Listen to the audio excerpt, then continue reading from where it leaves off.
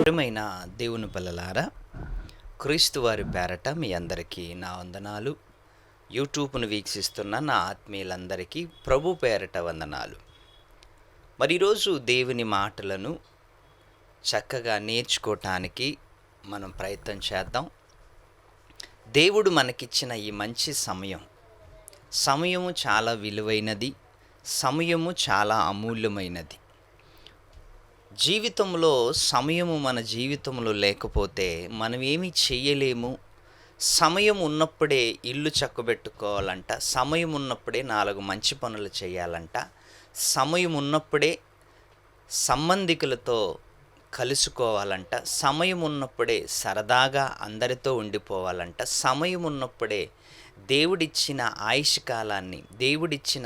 కాలాన్ని ఆ దేవుని కోసం మనం ఉపయోగం చేయాలంట అని పెద్దలు కవితలు రాశారెన్నో. అలాంటప్పుడు మరి ఈ సమయము చాలా విలువైనది. ఈ మాటలు మీరు వింటున్నప్పుడు, ఈ మాటలు మీరు నేర్చుకుంటున్నప్పుడు, ఈ మాటలు మీరు వినటానికి ఇష్టపడుతున్నప్పుడు చాలా జాగ్రత్తగా, సున్నితంగా ఈ మాటలు వినటానికి మీరు ప్రయత్నం చేయాలి. ఎందుకు అంటే, మాటలు వినే అవకాశము మనకి ఈరోజు దొరికింది, బహుశా రేపు దొరకకపోవచ్చు, ఎల్లుండి మనం లేకపోవచ్చు. భూమి మీద ఏ క్షణం ఏం జరుగుతుందో ఎవరికి తెలియదు. ఏ క్షణం ఏం జరుగుతుందో, ఏ క్షణం మన జీవితంలో ఏం జరుగుతుందో ఎవరికి తెలియదు. అందుకే సమయం ఉన్నప్పుడు అన్ని విధాలుగా మనము దేవుని కోసం సహకారులుగా ఉండాలి, దేవుని పనిలో సహకారులుగా ఉండాలి. మరి ఇంకపోతే ఈరోజు మనము నేర్చుకోబోతున్న అంశం ఏంటంటే, ఈ భూమి మీద ఈ 60-70 సంవత్సరాలు బ్రతుకుతున్న ఈ భూమి మీద ఏ పనికి విలువ ఉంది? కూలి పనికి విలువ ఉందా? మరి గవర్నమెంట్ ఉద్యోగానికి విలువ ఉందా? ప్రైవేట్ ఉద్యోగానికి విలువ ఉందా? మరి రాజకీయంలో ఉన్న పనికి విలువ ఉందా? మరి కలెక్టర్ పనికి విలువ ఉందా? ఏ పనికి విలువ ఉంది ఈ సమాజంలో అలా ఆలోచిస్తున్నప్పుడు పనులు చాలా రకాలుగా మనకు కనిపిస్తున్నాయి. ఒక్కొక్క పని పనులు ఎన్నో ఉన్నాయి సమాజంలో. కూలివాడు మొదలుకొని కోటాధీశ్వరుడు వరకు అందరూ పని చేస్తున్నారు. కొందరు వ్యాపారం చేస్తున్నారు, కొందరు వ్యవసాయం చేస్తున్నారు, కొందరు కూలి పని చేస్తున్నారు, కొందరు మరి గాసం ఉంటున్నారు, కొందరేమో తమ జీవితంలో ఏ పని చేయకుండా, పని పాట లేకుండా తిరుగుతున్నారు. ఇలాంటి విషయాలను మనం ఆలోచిస్తే ప్రతి పనికి ఒక విలువ ఉంది అని సమాజంలో మనం అందరూ చూస్తున్నాం. ప్రతి పనికి ఒక విలువ ఉంది. పని ఏది కూడా చెడ్డది కాదు, పని ఏది కూడా తక్కువ కాదు. పని కోసమే అందరూ ప్రాకులాడుతున్నట్లుగా, ఎప్పుడు చూసినా పని అని మనిషి పని కోసమే పుట్టినట్లుగా మనకు అనిపిస్తుంటుంది. పని కోసమే పుట్టాడేమో. రాత్రనక పగలనక పని చేసుకుంటూనే ఉంటున్నాడు. ఎవరు ఖాళీగా లేరు ఈ భూమి మీద. అందరూ ఏదో ఒక పని చేసుకుంటూ ఏదో ఒక పనిలో ఉండిపోయారు ప్రియులారా. పాలు తాగే పిల్లోడు మొదలుకొని ముసలివాడు వరకు ఏదో ఒక పనిలో, ఏదో ఒక కార్యక్రమాలలో మనం చూస్తున్నాం. మరి అలాంటప్పుడు ఈ భూమి మీద బ్రతుకుతున్న ఈ 850 కోట్ల మంది చేస్తున్న పనులలో ఏ పని గొప్పది అంటే, ఏ పనికి జీతం ఎక్కువ ఉంటుందో ఆ పనే గొప్పది అనుకుంటున్నారు. ఏ పనికి జీతం ఎక్కువ ఉంది, ఏ పనికి జీతం ఎక్కువ ఉన్నా, ఏ పనికి రెస్పెక్ట్ ఉన్నా, ఏ పనికి సమాజంలో గౌరవం ఉన్నా ఆ పనికి విలువ ఎక్కువ ఉంటుంది. ఆ పని చేసే వాళ్ళకి విలువను ఎక్కువ ఇస్తున్నారు. ఈరోజు కూలివాడికి ఇచ్చే విలువ వేరు, మరి కలెక్టర్కి ఇచ్చే విలువ వేరు, మినిస్టర్కి ఇచ్చే విలువ వేరు, ప్రధానమంత్రికి ఇచ్చే విలువ వేరు, రాజకీయ నాయకుడికి ఇచ్చే విలువ వేరు. ఎందుకంటే వీళ్ళ పనులను బట్టి మనుషులకు విలువ అనేది దొరుకుతుంది. కూలివాడు కష్టపడుతున్నాడు, కలెక్టర్ కష్టపడుతున్నాడు, ఐపీఎస్ కష్టపడుతున్నాడు, ఐఏఎస్ కష్టపడుతున్నాడు, మినిస్టర్ కష్టపడుతున్నాడు, అందరూ కష్టపడుతున్నారు. కష్టపడుతున్న ప్రతి ఒక్కరికి వారి వారి పదవిని బట్టి, వారి వారి హోదాను బట్టి, వారి వారి ఉద్యోగాన్ని బట్టి వాళ్ళకి విలువలు దొరుకుతున్నాయి. ఆఖరికి చెత్త ఏరుకునేవాడికి కూడా ఒక పని ఉంది. చెత్త ఏరుకునేది కూడా ఒక పనే. చెత్త ఏరుకునేవాడిని సమాజం ఎలా చూస్తుంది? పొలములో పని చేసేవాడిని సమాజం ఎలా చూస్తుంది? ఆఫీసులో కూర్చుని కంప్యూటర్ మీద కూర్చునే వాడిని ఎలా చూస్తుంది? కలెక్టర్ని ఎలా చూస్తుంది? పోలీస్ని ఎలా చూస్తుంది? బిజినెస్ మ్యాన్ని ఎలా చూస్తుంది? ఎందుకంటే వాళ్ళ పనులను బట్టి వాళ్ళని చూసే విధానం వేరుగా ఉంటుంది. అందుకే భూమి మీద అందరూ కూడా ఏదో ఒక పనిలో ఉండిపోయారు. చిన్న పని, పెద్ద పని, పనే. చెత్త ఏరుకునేవాడు చెత్త ఏరుకునే పని చేస్తూ జీవనం సాగిస్తున్నాడు. వ్యవసాయకుడు పొలములో పనిచేసి జీవనాన్ని సాగిస్తున్నాడు. కలెక్టరు గవర్నమెంట్ ఉద్యోగం చేస్తూ జీవనాన్ని సాగిస్తున్నాడు. ఇలా ఖాళీగా కూర్చునేవాడు భూమి మీద ఎవ్వడు లేడండి. అందరూ ఏదో ఒక పనిలో. చిన్నపిల్లలైతే స్కూల్కి వెళ్ళే పనిలో ఉన్నారు. ముసలివాళ్ళైతే ఇల్లు కాపలా కాసుకునే పనిలో ఉన్నారు. యవనస్తులైతే ఉద్యోగం చేసే పనిలో ఉన్నారు. తల్లిదండ్రులైతే పిల్లల పనిలో ఉన్నారు. ఎవ్వరు కూడా ఖాళీగా కూర్చోలేదు ప్రియులారా, ఎవ్వరు ఖాళీగా కూర్చోలేదు. వీళ్ళందరినీ పనస్తులు అంటారు, పనికి వెళ్ళేవాళ్ళు అంటారు, పని చేసేవాళ్ళు అంటారు. అందుకే ఏ పనికి ఎంత విలువనివ్వాలో అంత సమాజం ఇస్తుంది. చెత్త ఏరుకునేవాడికి వానికొక విలువనిస్తుంది, రైతుకి ఆయనకొక విలువనిస్తుంది, ఐపీఎస్కి ఆయనకొక విలువనిస్తుంది, కలెక్టర్కి ఆయనకొక విలువనిస్తుంది, మినిస్టర్కి ఆయనకొక విలువనిస్తుంది, హోమ్ మినిస్టర్కి ఆయనకొక విలువనిస్తుంది. చూసారా? విలువలు పొందాలి అంటే, సమాజంలో విలువలు పొందాలి అంటే ఉద్యోగాల మీద ఆధారపడి, జీతాల మీద ఆధారపడి ఉంటుంది ప్రియులారా. సైకిల్ దొక్కేవాడికి ఒక విలువ, బైక్ నడిపేవాడికి ఒక విలువ, కారు నడిపేవాడికి ఒక విలువ, కంప్యూటర్ నడిపేవాడికి ఒక విలువ, ట్రైన్ నడిపేవాడికి ఒక విలువ, విమానం నడిపేవాడికి ఒక విలువ. చూడండి, విమానం నడిపేవాడికి అది కూడా ఉద్యోగమే, ట్రైన్ నడిపేవాడు అది కూడా ఉద్యోగమే, బైక్ నడిపేవాడు అది కూడా ఉద్యోగమే, కార్ నడిపేవాడు అది కూడా ఉద్యోగమే, సైకిల్ తొక్కేవాడు అది కూడా ఉద్యోగమే. సైకిల్ తొక్కేవాడుకున్న విలువ వేరు, కార్ నడిపేవాడుకున్న విలువ వేరు, ప్లేన్ నడిపేవాడుకున్న విలువ వేరు, ట్రైన్ నడిపేవాడుకున్న విలువ వేరు. ఏంటి, కార్ నడిపేవాడికి జీతం 20,000 అయితే ప్లేన్ నడిపేవాడికి జీతం 2 లక్షలు. మీరు ఆలోచించండి. వాడు డ్రైవరే, ఈడు కార్ డ్రైవరు, వాడు ప్లేన్ డ్రైవరు. కానీ డ్రైవర్లో కూడా వేరువేరుగా ఉన్నట్లు మనకు అనిపిస్తుంది. డ్రైవర్లో కూడా జీతాలు వేరు, డ్రైవర్లో కూడా పొజిషన్ వేరు. కానీ మొత్తానికైతే అందరూ ఉద్యోగంలోనే ఉన్నారు. ప్లేన్ నడిపేవాడు పొట్ట కోసమే, కార్ నడిపేవాడు పొట్ట కోసమే, ట్రైన్ నడిపేవాడు పొట్ట కోసమే, దేశాన్ని నడిపేవాడు కూడా పొట్ట కోసమే. ఇవన్నీ మనం చూస్తున్నప్పుడు, ఇవన్నీ మనం ఆలోచిస్తున్నప్పుడు సమాజంలో ఏ పనికి విలువ ఉంది చూడండి. మినిస్టర్ పదవికి విలువ ఉందా? కలెక్టర్ పదవికి విలువ ఉందా? హోమ్ మినిస్టర్ పదవికి విలువ ఉందా? డ్రైవర్ పదవికి విలువ ఉందా? ఇంజనీర్ పదవికి విలువ ఉందా? ఏ పదవికి విలువ ఉంది అంటే ప్రియులారా, ఈ పదవులన్నీ మనం ఆలోచిస్తున్నప్పుడు ఇవన్నీ డబ్బుల మీద ఆధారపడి ఉంటుంది.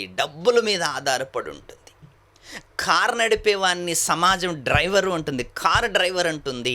ప్లేన్ నడిపేవాడిని కూడా డ్రైవరే అంటుంది. కానీ జీతాలు వేరు. వాడికి 2 లక్షలు అయితే ఈయనకి 20,000. అందరూ కడుపు కోసమే, అందరూ ఉద్యోగాలు చేసేది కడుపు కోసమే. ఇందులో ఏ పని గొప్పది? ఏ పని గొప్పది లేదండి. ఎందుకంటే అందరూ కూటి కోసమే బ్రతుకుతున్నారు. ఆ రోజు సమాజంలో చెప్పింది ఏంటి తెలుసా? కోటి విద్యలంట కూటి కోసం అంట. కోటి విద్యలు కూటి కోసమేనంట. నీవు ఏ పని చేసినా కూటి కోసమే, ఏ పని చేసినా కూటి కోసమే. ఎందుకు అంటే మన జీవితంలో పని చెయ్యకపోతే మనకి జీవనమే లేనట్లు ఫీలింగ్తో ఉన్నది ప్రపంచం. అందుకే యేసుక్రీస్తు వారు ఏం మాట్లాడుతున్నాడు తెలుసా? బైబిల్లో చాలామందికి సుపరిచితమైన మాట. బైబిల్లో యేసుక్రీస్తు వారు ఏం మాట్లాడుతున్నాడంటే, ఏమి తిందుమో, ఏమి తాగుదుమో, ఏమి ధరించుకుందుమో అని మీరు చింత చెయ్యకండి అంటున్నాడు. ఈ ప్రపంచ సృష్టికర్త, ఈ విశ్వానికి సృష్టికర్త యేసుక్రీస్తు వారు మాట్లాడుతున్న మాట ఏంటో తెలుసా? మీరు ఏమి తినాలి, ఏమి తాగాలి, ఏమి ధరించుకోవాలి అని మీరు చింత చెయ్యకండి అంటున్నాడు. దేవుని మాటకి విలువనిచ్చిందా ప్రపంచం? దేవుని మాటని గౌరవించిందా ప్రపంచం? దేవుని మాటకి రెస్పెక్ట్ ఇచ్చిందా ప్రపంచం? ఇవ్వలేదు. అసలు ఆయన వైపు కన్నెత్తి కూడా చూడలేదు. మీరు ఏం తినాలి, ఏమి తాగాలి, ఏమి ధరించుకోవాలి అని మీరు చింత చెయ్యకండి అని సర్వేశ్వరుడు, సర్వసృష్టికర్త అంటే ఆయన వైపు కన్ను కూడా కాదండి, చెవి కూడా ఇవ్వలేదు. ఎందుకు అంటే వారి ఉద్యోగాలు వారికి ఇష్టమైపోయాయి. వాళ్ళ ఉద్యోగాలు, వాళ్ళ ఇష్టాలు, వారి అధికారాలు వాళ్ళకి ఇష్టమైపోయాయి. కాబట్టి ఈరోజు అందరూ కూడా భూమి మీద ఉద్యోగాల కోసమే జీవిస్తున్నట్లుగా, జీతాల కోసమే జీవిస్తున్నట్లుగా కనిపిస్తుంది. ఈరోజు ఎవరినైనా మీరు కదిలించండి, బ్రదర్ ఈ ఉద్యోగం విడిచిపెట్టి దేవుని సేవ చేస్తావా అంటే ఏమంటారు? బ్రదర్ నువ్వు ప్లేన్ నడుపుతున్నావు కదా, విమానం నడుపుతున్నావు కదా, విమానం విడిచిపెట్టి దేవుని సేవలోకి రా అంటే వస్తాడా? ఒక కలెక్టర్ గారు నీవు ఈ ఉద్యోగాన్ని వదిలి దేవుని సేవలో వస్తావా అంటే వస్తాడా? రాడు. ఒక ఎమ్మెల్యే పదవికి రాజీనామా చేసి దేవుని వాక్యాన్ని ప్రకటించయ్య అంటే వస్తాడా? రాడు. దీన్ని బట్టి మనకి ఏమర్థమవుతుంది అంటే సమాజములో వాళ్ళు చేసుకుంటున్న ఆ పనులకే వాళ్ళు విలువనిస్తున్నారు. కాబట్టి దేవుని సేవకు పిలిస్తే మేము రాము అంటున్నారు. అంటే వాళ్ళు ఉద్యోగాలకే ఎక్కువ విలువనిస్తున్నారు. వాళ్ళు ఎక్కువ విలువనిస్తున్నారు. ఈరోజు ఎవరినైనా పిలవండి, తాపి మేస్త్రిని మొదలుకొని ఇంజనీర్ మొదలుకొని కలెక్టర్ మొదలుకొని ప్రైమ్ మినిస్టర్ వరకు మీరు ఎవరినైనా కదిలించండి. అయ్యా ఒక్కసారి మీ పనంతా విడిచిపెట్టి దేవుని సేవ చేయండి అయ్యా అంటే వాళ్ళు రారు ప్రియులారా. ఆఖరికి రైతునడిగినా కూడా మీ రైతు పనులను వదిలేసి దేవుని సేవ చేయండి అయ్యా అంటే రారు ప్రియులారా. ఆఖరికి చెత్త ఏరుకునేవాడు కూడా ఏమంటాడు అంటే నేను దేవుని పనిలోకి రాను, నాకు ఇదే పని బాగుంది అంటాడు. చూసారా అండి, ఎవరి పని వాళ్ళకి ఇష్టమైంది, ఎవరి పనికి వాళ్ళు విలువనిచ్చుకుంటున్నారు. అసలు దేవుని పనికి రండి అంటే ఎవరు రావటం లేదు. అంటే మనుషులు చేసే పనులకు విలువ ఉంది, కానీ దేవుని పనికి విలువ లేనట్లుగా కనిపిస్తుంది. అందుకే చూడండి, ఈరోజు చాలామంది ఉద్యోగాల పేరుతో ఉద్యోగాలంటూ, ఆఫీస్ వర్క్ అంటూ, అదంటూ ఇదంటూ అందరూ బిజీగా ఉన్నారు. ఈరోజు కాదు ఈ మాట. బైబిల్ ఎప్పుడో మనకి చెప్పింది. ఈరోజు కాదు, బైబిల్ చెప్పింది ఏనాడో చెప్పింది ఈ మాట. ఒకసారి ఫిలిప్పీలు రాసిన పత్రిక చదువుకుందాం. ఫిలిప్పీలు రాసిన పత్రిక 2వ అధ్యాయం చూడండి. ఆనాడు మొదటి శతాబ్దంలోనే కంప్యూటర్ రాకముందు, ప్లేన్లు రాకముందు, ట్రైన్లు రాకముందు ఆ రోజు అంత బిజీ అయిపోయారు అంటే, ఈరోజు కంప్యూటర్ వచ్చిన తర్వాత, ప్లేన్ వచ్చిన తర్వాత, ట్రైన్ వచ్చిన తర్వాత, బైక్ వచ్చిన తర్వాత, కారు వచ్చిన తర్వాత ఈరోజు మనిషి ఖాళీగా ఉంటాడండి?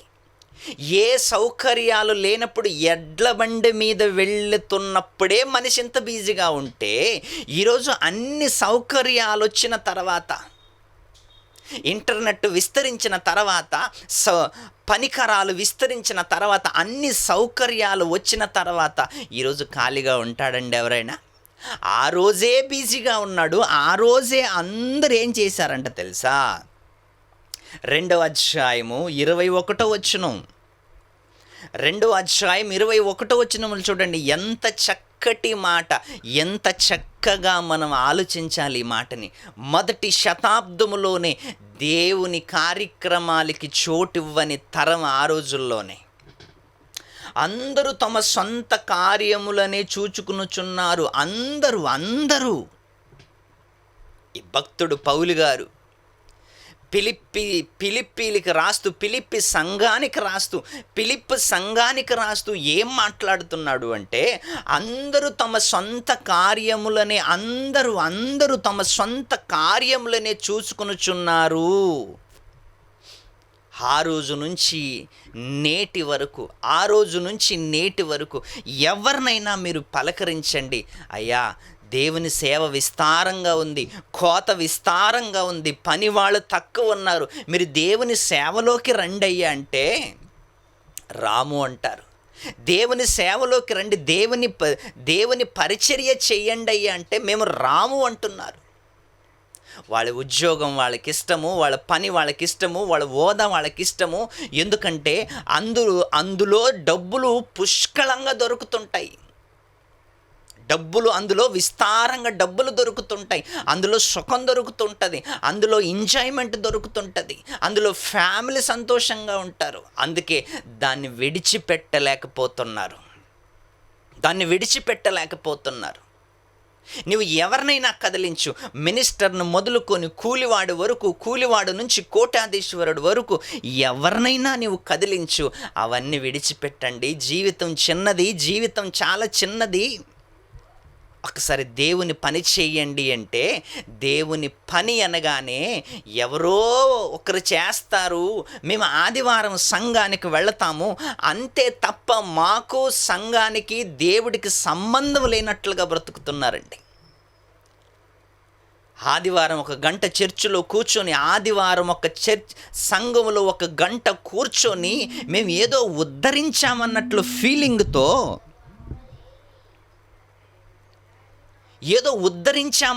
ఫీలింగ్తో చర్చ్ నుంచి బయటికి వెళ్ళిపోయి సోమవారం నుంచి శనివారం వరకు వారి పనిలోనే ఉంటున్నారు. మీరు బాగా ఆలోచించండి ప్రియులారా. దేవుడు మనిషికిచ్చిన జీవితకాలం జీతాల కోసం బ్రతకడానికి కాదు, జీవితాల గురించి ఆలోచించటానికి. అసలు మా జీవితం ఏంటి, అసలు మా జీవితం ఎవరిచ్చారు, మమ్మల్ని ఎవరు పుట్టించారు, మా భూమి మీద మా బ్రతుకేంటి, 60-70 సంవత్సరాలు మాకెందుకు ఈ ఆయుష్కాలం ఉంది, మేమేం చెయ్యాలి అని ఏ ఒక్కడైనా ఆలోచిస్తున్నాడా ప్రియులారా? ఏ ఒక్కడైనా చింతిస్తున్నాడా? మీ చింత యావత్తు నా మీద వేయండి అని దేవుడంటే, మనం దేవుడి మీద చింత వేయకుండా మన చింతలు మనమే వేసుకుంటున్నాం, మన చింతలు మనమే వేసుకొని మనమే నలిగిపోతున్నాం. ఈరోజు నీవు చింత చేయటం వలన మూరుడు పెంచుకోలేవయ్యా నీవంటుంది బైబిలు. దేవుడు ఏమంటున్నాడు? నీకు నీవే చింత చేసుకోవటం వలన మూరుడు పెంచుకోలేవు. అందుకే ఈరోజు ఏ ఉద్యోగాన్ని మీరు కదిలించండి, ఏ ఉద్యోగస్తున్నైనా కదిలించండి.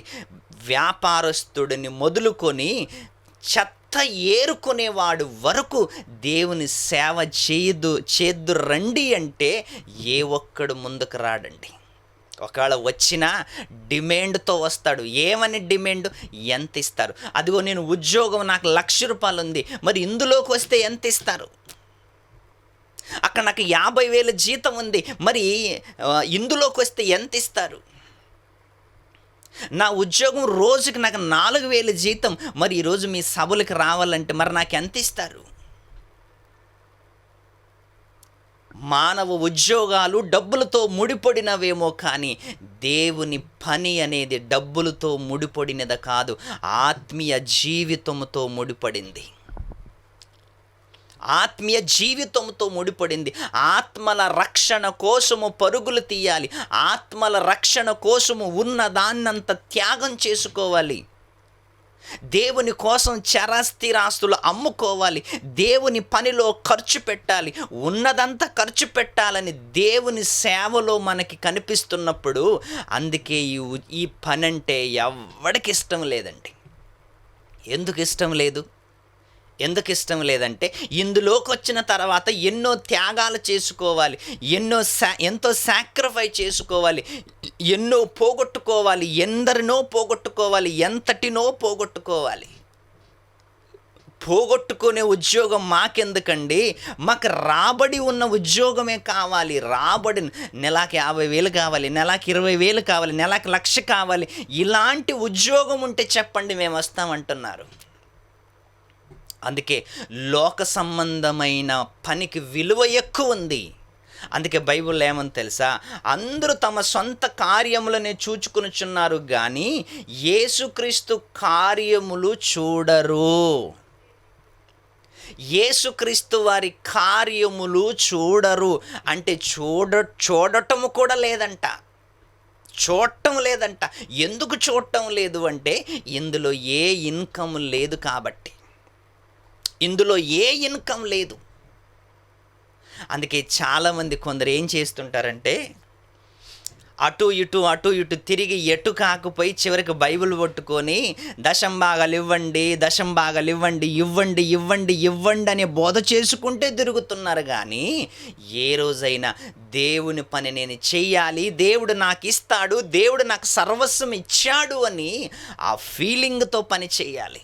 ఎప్పుడు ఇవ్వండి ఇవ్వండి ఇవ్వండి అనుకొని ఇలా అడుక్కుంటుంటే ఈ ఉద్యోగం పైన, ఈ పని పైన వేరే వాళ్ళకి అసహ్యం పుడుతుంది ప్రియులారా. ఎప్పుడు సేవకుడు అడుక్కునేవాడుగా కనిపిస్తున్నాడు. దశంభాగాలు ఇవ్వండి, అది ఇవ్వండి, ఇది ఇవ్వండి, కారు ఇవ్వండి, బంగ్లా ఇవ్వండి. దేవుడు రాత్రి నా కలలోకి వచ్చాడు, నిన్ను ఇది ఇవ్వమన్నాడు, నిన్ను ఇది ఇవ్వమన్నాడు, నిన్ను ఇది ఇవ్వమన్నాడు, నిన్ను కారు కొనివ్వమన్నాడు, నిన్ను బైక్ కొనివ్వమన్నాడు. ఇలాంటి చెత్త మాటలు చెప్పి ప్రపంచంలో ఉద్యోగం చేసుకుంటున్న వాళ్ళు ఈ పని అంటే ఎందుకు అసహించుకుంటున్నారంటే, ఈరోజు సేవకులు కూడా అలా తయారైపోయారు కాబట్టి. మనము చేస్తున్న పరిచర్య చూసి అవతలవాడు అన్ని వదులుకొని మనతో జాయిన్ అయిపోవాలి, అవతలవాడు అన్ని వదులుకొని మన పనిలో సహకారులుగా ఉండాలి అంటే మాదిరి జీవితాన్ని జీవించమన్నాడు యేసుక్రీస్తు వారు. మాదిరిగా జీవించాలి. అడుక్కునేవాడుగా కాదు, చెత్త ఎత్తుకునేవాడుగా కాదు, అడుక్కునేవాడుగా కాదు. చేతులెత్తి ఎవడు ముందైనా నాకు ఇవ్వండి అని అడుక్కుంటున్నావంటే అసలు నువ్వు పరిచారకుడే కాదు, బెగ్గర్వి, అడుక్కునేవాడు నువ్వు. అందరూ తమ సొంత కార్యములను చూచుకుంటున్నారంట. అందరూ సేవకుడుగా నువ్వు ఎదగాలి అంటే, సేవకుడుగా నువ్వు ప్రపంచంలో నువ్వు ఉండాలి అంటే మనుషుల మీద కాదయ్యా నువ్వు ఆధారపడవలసింది దేవుడి పైన. ఆకాశ పక్షుల్ని పోషిస్తున్న దేవుడు, జీవరాశులని పోషిస్తున్న దేవుడు, ఏలియాకు కాకుల ద్వారా ఆహారం ఇచ్చిన దేవుడు నిన్ను పోషించలేడా? నిన్ను బ్రతికించలేడా? ఈ విశ్వాన్ని కలిగించిన దేవుడు నిన్ను పోషించటానికి ఆయన సమర్థుడు కాదా?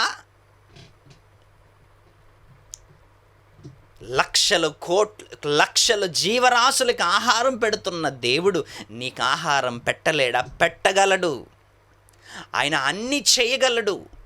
కానీ ఈరోజు మనుషులు చూడండి, మనుషుల మీద ఆధారపడి చాలామంది మనుషులు ఇవ్వలేకపోయేసరికి సేవను వదిలిపెట్టి మళ్ళా ఉద్యోగం రంగంలోకి వెళ్ళిపోయారు. మళ్ళీ ఉద్యోగాలు చేసుకుంటూ బ్రతుకుతున్నారు. మళ్ళీ జీతాల కోసం ఆశపడి ఇందులో ఉంటే మేము బ్రతకలేము, ఇందులో ఉంటే మేము జీవించలేము అని మరి దీన్ని విడిచిపెట్టి, దేవుని సేవ విడిచిపెట్టి మళ్ళీ లోక ఉద్యోగములకు వెళ్ళిపోయిన వారు చాలామందిని చూస్తున్నానండి నేను. దేవుడి మీద నీకు నమ్మకం లేదా? దేవుడి పైన నీకు విశ్వాసం లేదా? అందరూ తమ సొంత కార్యములను చూసుకొనుచున్నారు, యేసుక్రీస్తు కార్యములు ఎవరు చూడరు అంటున్నాడు. అసలు చూడనే చూడరు. 100 మంది విశ్వాసులుంటే కాపరొక్కడే ఉంటాడు. అర్థం ఏంటి మీరు ఆలోచించండి. 100 మంది విశ్వాసులు ఉంటే సంఘములో కాపరి ఒక్కడే ఉంటాడు. ఆ కాపరి చచ్చిపోయిన తర్వాత సంఘం గందరగోళం అయిపోద్ది. ఎందుకంటే ఆయన ప్లేసులోకి ఎవడు రావటానికి ఇష్టపడడు. ఎందుకంటే ఆ ప్లేసులోకి రావాలి అంటే ఎంతో త్యాగం చేసుకోవాలి, ఎన్నో పోగొట్టుకోవాలి, ఆకలితో ఉండాలి, ఒంటి బట్టలతో ఉండాలి, ఒకే డ్రెస్సుతో ఉండాలి, ఎన్నో కష్టాలు అనుభవించాలి, ఎన్నో ఇబ్బందులు ఎదుర్కోవాలి ఆ స్థానంలో ఉంటే. అందుకే ఆ స్థానాన్ని అందరూ అసహించుకుంటారు. దేవుని కార్యక్రమాలు ఎవరు చూడరు అంటూ ప్రియులారు, చూడరు. ఆదివారం ఒక్కరోజు వస్తారు, చర్చిలో కూర్చుంటారు, ఇష్టమైనది దేవుడికి వేస్తారు, ఇంటికి వెళ్తారు, మళ్ళీ ఆదివారమే చర్చ్ వైపు చూస్తారు. ఇలాంటి జనాన్ని దేవుడు చూసి అసహించుకుంటున్నాడంట. నోహా గారి కాలములో ఉన్నదో ప్రపంచము పరిస్థితులు నేడు కూడా అలాగే ఉంటుంది, అలాగే ఉన్నది అని బైబిల్లో చెప్పింది మనకి. నిజంగా ఒక్కసారి ఆలోచించండి. అన్ని పనులకి ఇచ్చేది జీతాలైతే దేవుని పనిలో ఇచ్చేది నిత్య జీవము. అన్ని పనులు చేస్తే జీతాలు వస్తున్నాయి పొట్ట కోసము, పొట్ట నింపుకోవటానికి. అన్ని ఉద్యోగాలు జీతాల కోసమైతే, అన్ని ఉద్యోగాలు, అన్ని పనులు పైసల కోసమైతే, దేవుని పని పైసల కోసం కాదు. నిజ జీవితంలో దేవుడు మనకిచ్చేది ఏంటి తెలుసా? నిత్య జీవం, నీతి కిరీటం. అన్ని ఉద్యోగాలు మీరు బాగా ఆలోచించండి. అన్ని ఉద్యోగాలు వెనకాల డబ్బులుంటే దేవుని ఉద్యోగం, దేవుని పని వెనకాల నిత్య జీవము, రెండవది నీతి కిరీటం. ఎంత గొప్ప బహుమానాన్ని దేవుడు ఇస్తాననుకుంటున్నప్పుడు ఈ పనిని తృణీకరిస్తున్నావేంటి? ఈ పనిని నువ్వు పట్టించుకోవటం ఏంటి? ఈ పని గురించి నువ్వు ఆలోచించవేంటి? రోమీలు రాసిన పత్రిక 14వ అధ్యాయము. రోమీలు రాసిన పత్రిక 14వ అధ్యాయము 7వ వచనం. మనలో ఎవడును తన కోసమే బ్రతకడు. ఎవడును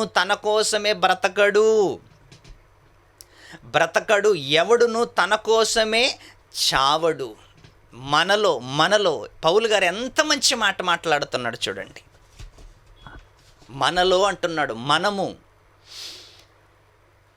మనలో ఎవడును తన కోసమే బ్రతకడు. తన చుట్టూ ఉంటున్న వారితో మాట్లాడుతున్నాడు. ఏమని? మనలో ఎవడును తన కోసమే బ్రతకడు, మనలో ఎవడును తన కోసమే జీవించుడు. మనం బ్రతికే బ్రతుకు, మనము జీవించే జీవితము మన కోసం కాదు. మనము చచ్చిపోయినా మన కోసం చావకూడదు అంటున్నాడు పౌలు గారు.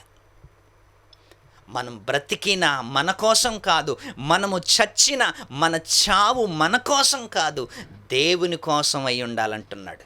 ఇంక రెండవ మాట, మనము బ్రతికినను ప్రభు కోసమే బ్రతుకుచున్నాము.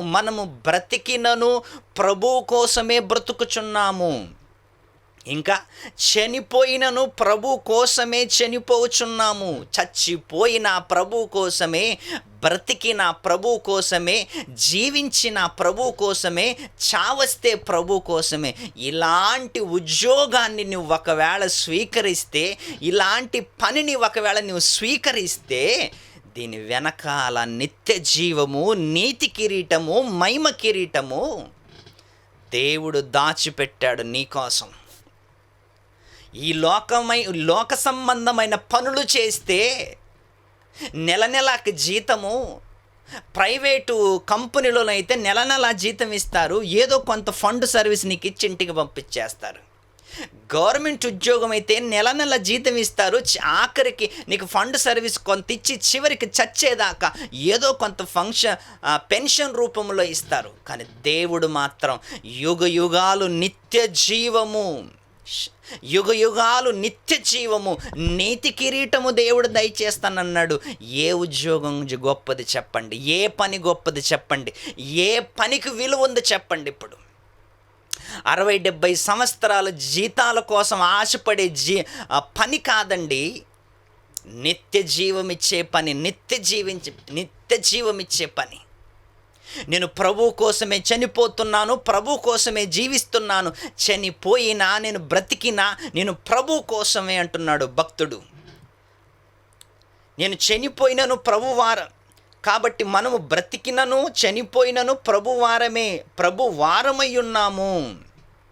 చనిపోయినను చచ్చినను బ్రతికినను మనము ప్రభువారమే, లోకస్థలం కాదు. అండి ఈరోజు కుటుంబాల్లో కూడా దేవుని సేవ చేస్తున్న వాడికి విలువ లేదండి. కుటుంబాల్లో కూడా చాలా కుటుంబాల్లో చూస్తున్నప్పుడు దేవుని సేవ చేస్తున్న వాళ్ళకి విలువ ఉండదు. ఎందుకంటే వాళ్ళకి నెల నెల జీతాలు ఉండవు, వారికి నెల నెల పెన్షన్లు ఉండవు, వారికి నెల నెల జీతాలు ఉండవు. ఇప్పుడు అలాంటి కుటుంబంలో ఏదో ఒక సేవకుడు ఉన్నాడు అనుకోండి, ఆయనకు విలువ ఉంటుంది చెప్పండి? యేసుక్రీస్తుకే సొంత కుటుంబములోనే విలువ లేదు, మరి సేవకుడికి విలువనుంటుందా? ఎన్ని భరించుకుంటుంటాడో మీరు ఆలోచించండి. ఎంత భరించుకుంటుంటాడు, ఫ్యామిలీ ట్రగలు, ఏమండి డబ్బులు, ఫైనాన్షియల్ ఇబ్బంది, ఎన్ని కష్టాలు ఎదురొచ్చినా అన్నిటికీ ఎదురు నిలబడి దేవుని సేవ చేస్తున్నాడు. అలాంటి వ్యక్తికి జీతం కాదండి, నిత్య జీవం ఇవ్వాలి, జీతాల కోసం కాదండి. ఈరోజు చాలామంది సేవకులండి తినటానికి తిండి లేక, కట్టుకోవటానికి సరిగ్గా బట్టలు లేక, చెప్పులు లేక, సరి అయిన సౌకర్యాలు లేక, ఏమండి బ్యాగ్ వేసుకొని పట్టణాల్లో పల్లెటూరుల్లో వెళ్ళి సువార్త చేస్తున్న అలాంటి వారిని మనం పట్టించుకొని నిజంగా వాళ్ళకి ప్రోత్సహించాలి. ఎందుకు అంటే దేవుని సేవలో 100కి రెడీ అవుతాడండి. దేవుని సేవ కోసము 100లో 1, 1000లో 1. అందరూ విశ్వాసాలుగానే ఉంటారు, అందరూ తమ సొంత కార్యములను చూసుకుంటున్నారు, అందరూ వారు ఉద్యోగములనే చూసుకుంటున్నారు. కానీ యేసుక్రీస్తు కార్యములు ఎవరు చూడరు. ఎందుకంటే అందరికి లోక సంబంధమైన పనే ఇష్టముగా ఉంది, దేవుని పని అందరికీ కష్టంగా ఉంది. ఇందులో జీతం ఉండదు, ఇందులో పెన్షన్ ఉండదు, ఇందులో సౌకర్యాలు ఉండవు, ఇందులో ఏముండదు. రాత్రి పగలు కష్టపడాలి. కాబట్టి అందుకే ఈ పనిలో ఎవరుండరు, ఎవరు చూడరు. ఎవరినైతే దేవుడు ఏర్పరచుకుంటాడో వాళ్ళే నిలబడతారు.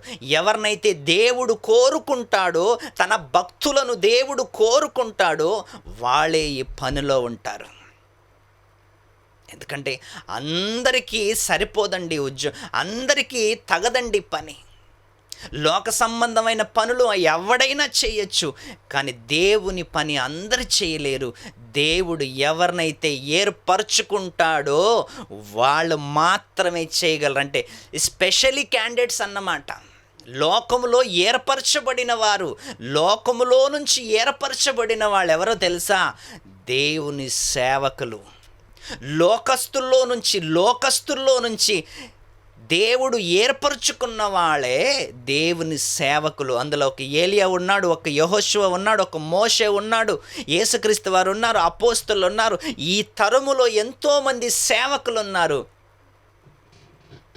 ఒకసారి మీరు ఆలోచించండి. లోక సంబంధమైన ఉద్యోగానికి లోకస్తులు విలువనిస్తుంటే పర సంబంధమైన పనిలో దేవుడు విలువనిస్తున్నాడు. దేవుని సేవకులకి దేవుడు విలువనిస్తున్నాడు.